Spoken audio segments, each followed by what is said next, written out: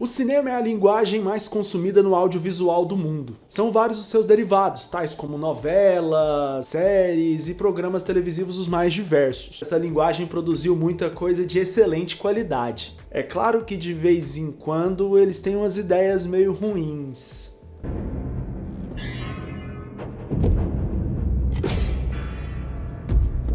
Por falar em ideia ruim, muitas vezes essa linguagem pode ser utilizada para transmitir alguns preconceitos, intencionalmente, ou os personagens são tratados com racismo, ou até mesmo a produção envolve problemas sérios com relação a questões de preconceito. Vamos então para mais um debate no canal Temporizarte.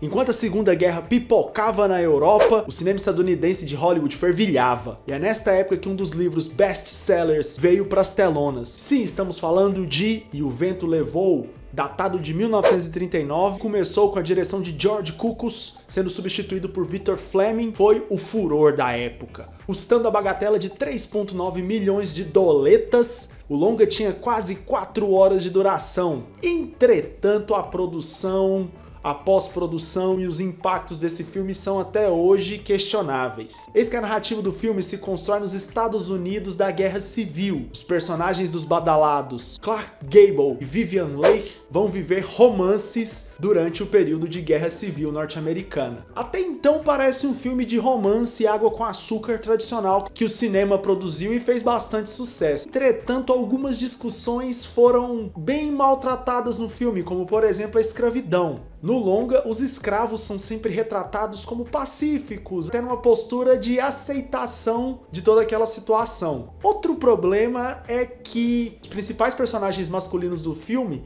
estão envolvidos com a Guerra Civil, do lado do exército confederado que defendia a continuidade da escravidão. Se isso já não fosse argumento suficiente para o filme ter um olhar um pouco duvidoso, algumas polêmicas envolvem os bastidores e também o lançamento e as premiações do filme. A primeira polêmica foi com relação à valorização do trabalho dos atores. Clark Gable trabalhou por 71 dias e recebeu 120 mil doletas para fazer o longa, enquanto Vivien Leigh, que ocupa a maior parte de tempo de tela no filme, trabalhou por 125 dias e ganhou apenas 25 mil doletas. Além de tudo isso, a estreia do filme se deu em Atlanta, no ano de 1939. Vários generais pertencentes ao antigo exército confederado foram convidados para a premiere. Entretanto, os atores e atrizes negros não foram convidados porque não podiam entrar no cinema. Isso inclui Hattie McDaniel, que chegou a ser indicada para o Oscar de melhor atriz coadjuvante. Não parou por aí.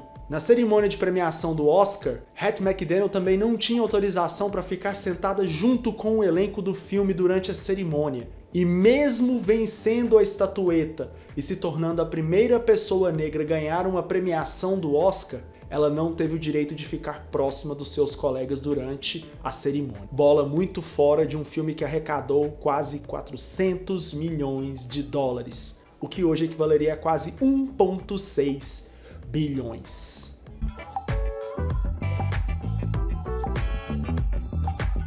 Alguns defensores mais puristas de E o Vento Levou dizem que o filme é um fruto de sua época. Mas e quando o personagem foi criado para levantar as discussões raciais, mas o cinema dá aquela presepada na construção do personagem? É o caso do filme Otelo, de 1965, dirigido por Stuart Burge e estrelado pelo britânico Laurence Olivier. Vamos lembrar que o filme é baseado no livro de Shakespeare, Otelo, o Mouro de Veneza. Sim, um mouro que no livro por diversos momentos é citado como um homem de características negras ou africanas, foi interpretado nesta versão por um ator britânico. A solução para o problema? Pintar o ator de preto. O que fizeram com Lawrence nas gravações é o que chamamos hoje de blackface. Essa expressão vem de um costume do século XIX nos Estados Unidos, em que atores brancos se tingiam de preto para fazer peças de humor, ironizando as posturas das pessoas de descendência africana. Além de ser de um profundo mau gosto,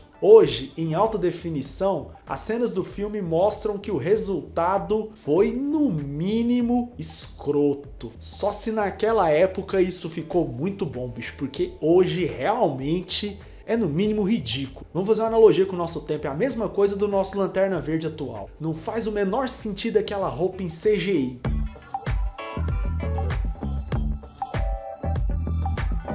Mas vocês devem estar me falando assim, ai Diego, mas isso é coisa que aconteceu há muito tempo, nessa época as discussões sobre racismo ainda estavam começando.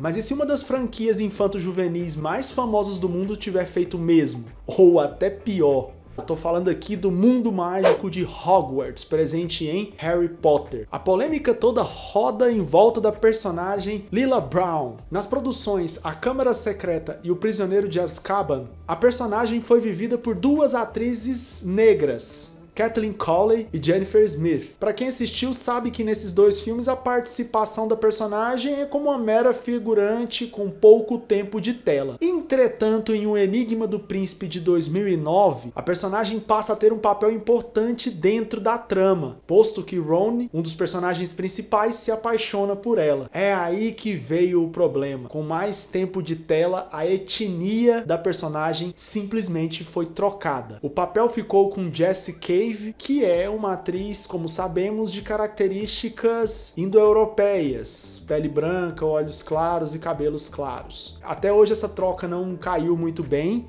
e sobrou muita crítica para a direção do filme. J.K. Rowling ainda conseguiu se envolver em mais polêmicas esse ano após tweets criticando algumas das conquistas das comunidades LGBTs, e até o próprio elenco original do filme veio a público confrontar a escritora.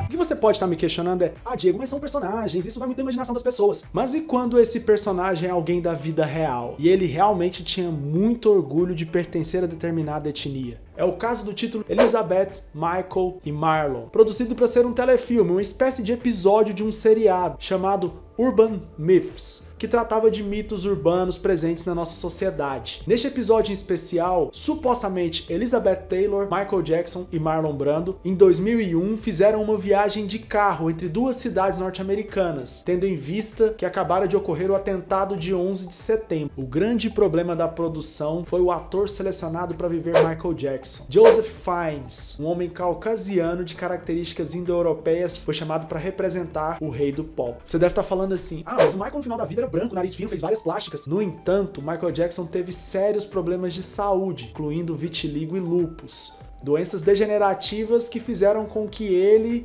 tivesse que passar por tratamentos estéticos. Só que Michael nunca escondeu o orgulho que tinha da própria etnia negra. Inclusive chegou a ter problemas com diretores que tentaram colocar crianças para o interpretar sendo brancas. Michael dizia que realmente, se fosse para fazer qualquer interpretação cinematográfica dele, que fosse uma pessoa negra. Após o lançamento da produção, Paris, a filha de Michael, e alguns dos seus irmãos logo pediram para Sky para que ela fosse retirada do ar. E vendo o resultado final, eu percebo que foi realmente uma boa ideia tirar isso do ar. Olha, bizarrice parecida com essa, eu acho que só essa daqui, viu?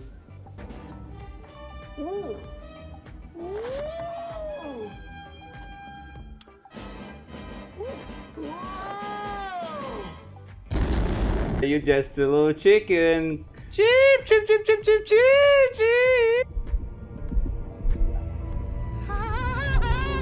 É claro que a criatividade de diretores e produtores para a seleção de seus atores deve seguir um rigoroso processo e respeitar o processo criativo daquela obra. Entretanto, o que percebemos foi que o preconceito permeou várias grandes obras, que deixaram escancaradas para as lentes as dificuldades de atores e atrizes negras em ter representatividade dentro do cinema, e também a imensa gama de movimentos sociais que lutam para que essa representatividade seja cada vez mais presente. E se você acha que isso não é motivo suficiente, basta ver o chilique de alguns fãs, que no mínimo são meio racistas, quando um ator negro é selecionado para ser protagonista de Star Wars, ou a possibilidade de uma atriz negra ser a sereia Ariel em um filme da Disney. Quando a gente fala dessa luta, é simplesmente uma questão de igualdade. Apenas isso. Igualdade. E nada mais.